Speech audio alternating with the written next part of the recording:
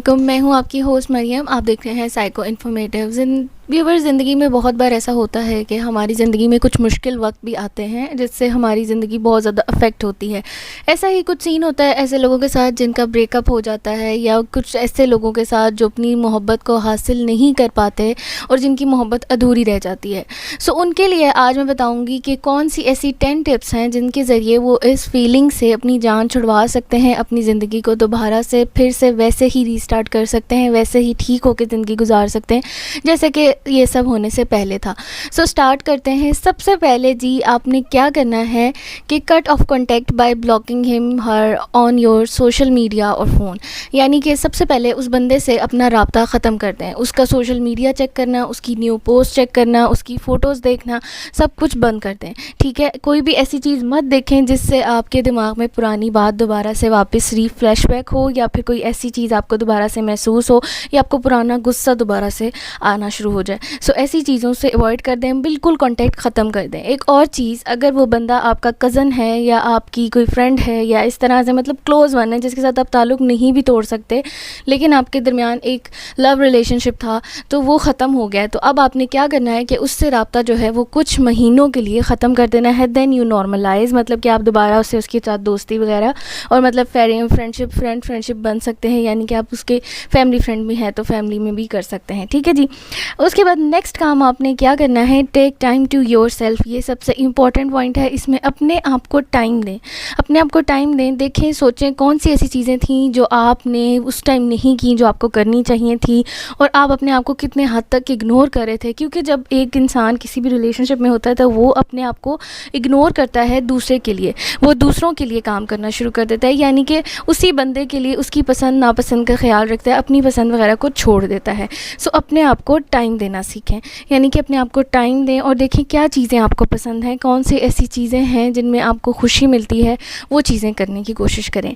तीसरा जी, pamper yourself trying new things. यानी कि अपने आप को सपोर्ट करें, अपने डिसीजंस के ऊपर अपने आप को हैप्पी करना सीखें।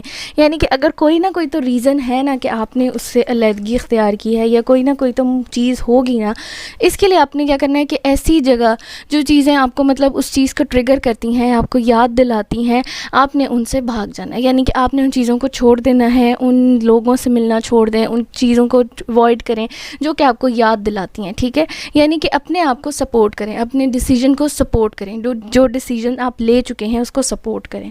ठीक है जी। फोर्थ वन हमारे पास है, be real to yourself, think about the things you hurt more in the relationship. अब देखें, एक ऐसा वक्त होता है कि इंसान जो होता है ना दूसरों के लिए सोचना शुरू कर देता है, अपने आप को पीछे छोड़ देता है। तो अपने आप को सोचना शुरू करें। देखिए कौन से ऐसे लम्हात थे उस रिलेशनशिप में जब आपने सेक्रीफाइस दिया था और अगले बंदे ने उसको कंसीडर ही नहीं किया, या अगले बंदे ने उसका वैसे रिवॉर्ड नहीं दिया जैसे आप चाहते थे। सो ऐसी चीज़ों को देखें जो कि आपने सेक्रीफाइस की थी, जो आपने चेंज की थी, लेकिन इवेंचुअली उसका कोई फ़ायदा नहीं हुआ, आपको वैसा रिग्रेट, आपको वैसा फ्रूटफुल मतलब रिज़ल्ट नहीं मिला।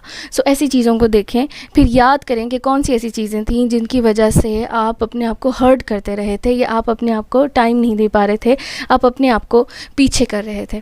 ठीक है जी। उसके बाद ये बहुत इंपॉर्टेंट पॉइंट है। इस पॉइंट पे क्या करना है जी, आपने एक लिस्ट बनानी है रीज़न्स की। अब ये कैसे बनानी है, आपने ऐसे लेना है कि 3 ऐसे रीज़न कि आप उस बंदे के साथ रहना चाहते थे, 3 ऐसे रीज़न कि आप उसको छोड़ देना चाहते थे। ठीक है जी। अब देखें कि 3 ऐसे रीज़न जो आपको हैप्पी करते थे उसके साथ, वो कौन कौन से थे।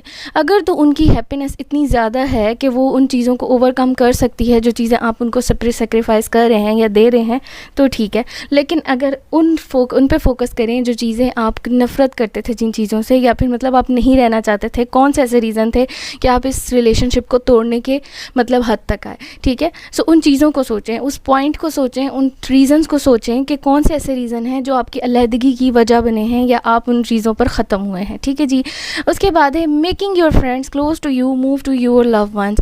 ऐसे लोगों के पास रहने की कोशिश करें जो कि आपके ओपिनियंस को, आपके गोल्स को, आपके ऑब्जेक्टिव्स को और आपके डिसीजंस को करेज करते हैं, जो आपको कहते हैं जी आप ठीक हो, जो आपको प्यार करते हैं। यानी कि ऐसे दोस्त जो कि आपको हमेशा अपलिफ्ट दें, जो कि आपको कभी पुरानी याद के अंदर धकेले नहीं बल्कि उससे खींचकर अपनी तरफ लेके आएँ और आपको एक नई ज़िंदगी दें। ऐसे लोगों के साथ रहना शुरू करें। ठीक है। उसके बाद जी, stop visiting those place where you both spend time. ऐसी जगहों पे जाना छोड़ दें जहाँ पे आप दोनों ने वक्त साथ में गुजारा होगा, या आप उस चीज़ में बहुत ज़्यादा इन्वॉल्व हुए हुए होंगे, या ऐसी जगह जो कि आपको उसकी याद दिलाती होगी। ऐसी जगह पर मत जाएं, ऐसी जगह को बिल्कुल ही छोड़ दें उतने अरसे के लिए जितने अरसे तक आप अपने आप को स्ट्रॉन्ग नहीं कर लेते, ठीक है जी। क्योंकि देखिए हमारा माइंड जो होता है, जब उसको हम मेमोरी को रिफ़्रेश करते रहते हैं ना, तो वो स्ट्रॉन्गर होती जाती है। जैसे जैसे हम उस मेमोरी को रिप्लेस करेंगे ना किसी नई मेमोरी के साथ, किसी नई जगह पे जाने से हम नए एक्सपीरियंस, नई मेमोरीज़ बनाते रहेंगे, तो क्या होगा, वो हमारे दिमाग से ख़त्म होती जाएगी, क्लियर होती जाएगी। अब जी स्टॉप डूइंग थिंग्स ही और शी लाइक म्यूज़िक और कलर। उसके पसंद के कपड़े पहनना छोड़ दें, उसके पसंद के रंग पहनना छोड़ दें, उसकी पसंद का म्यूज़िक सुनना छोड़ दें। ऐसी चीज़ें जो आप उसके लिए करते थे या आप उसको फ़ील करवाते थे that you love him her, और तो मतलब वो सारी चीज़ें छोड़ दें। इस तरह के काम बिल्कुल ही छोड़ दें। उसके बाद जी लिसन टू सैड सॉन्ग्स। ये बहुत मज़े का पॉइंट है। इसमें आपने क्या करना है, आपने दुखी दुखी गाने सुनने हैं। दुखी दुखी गाने सुनेंगे तो क्या होता है, एक रिसर्च बताती है कि जब हम कोई भी सैड म्यूज़िक सुनते हैं तो उसकी जो लिरिक्स होती हैं वो हमारे डायरेक्ट टू हार्ट होती हैं। मतलब कि हमें लगता है कि ये बंदा सिर्फ हमारे ही पर गाना गा रहा है, ठीक है। तो जब हम उसको महसूस करते हैं तो ऑटोमेटिकली हम रोना शुरू कर देते हैं। जब हम रोते हैं तो हमारे अंदर से जो मिक्सड अप फीलिंग होती हैं, जो पाउंडेड फीलिंग्स होती हैं, मतलब जो पाइल अप हुई होती हैं, जमा हुई होती हैं हमारे अंदर चीज़ें, जज्बात, मतलब ख़यालात, वो सारे क्या होते हैं, निकल जाते हैं और हम पीसफुल हो जाते हैं। सो कोशिश करें कि दुखी दुखी गाने सुने, अच्छे से दुख भरे गाने सुने, जिससे आपका दुख और ज़्यादा बढ़े और आपको उस दुख की आदत हो जाए। उसके बाद आप वो दुख आपको पुरसुकून करने लग जाए, मतलब ख़त्म होना शुरू हो जाए, ठीक है जी। 10th वन जो है, इसमें है, मैं आपको बताऊं कि एक स्टडी की गई थी 2014 में कपल्स के ऊपर। उनमें ये देखा गया था जो ऐसे कपल जो कि ब्रेकअप्स के बाद बनते हैं या जो रीबाउंड होकर बनते हैं, उनमें जो लव बॉन्ड होता है, जो फ्रेंडशिप बॉन्ड होता है, जो वो उनके दरमियान रिलेशनशिप बॉन्ड होता है, वो बहुत ज़्यादा स्ट्रॉन्गर होता है, बहुत ज़्यादा। मतलब कि उनके अंदर न्यू न्यू एक्सपीरियंस करने की चाहत होती है, न्यू न्यू चीज़ें देखने की, न्यू न्यू फीलिंग्स लेने की। और दूसरा ये होता है कि वो एक्सपीरियंस होते हैं, उनको पता होता है कि कौन सी चीज़ें हमें ख़राब करेंगी, कौन सी चीज़ें हमें अच्छाई की तरफ लेके जाएंगी। सो ट्राई करें कि अपनी ज़िंदगी में दूसरे लोगों को आने का मौका दें।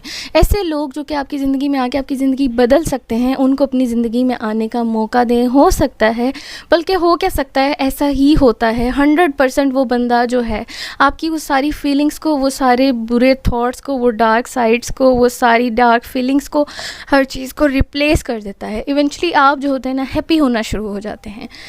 इसके बाद मैं आपको बताऊंगी जी, according to a psychological fact, एक साइकोलॉजिकल फैक्ट है that you can forget someone and dilute his और her memories in 7 to 6 months then you move on.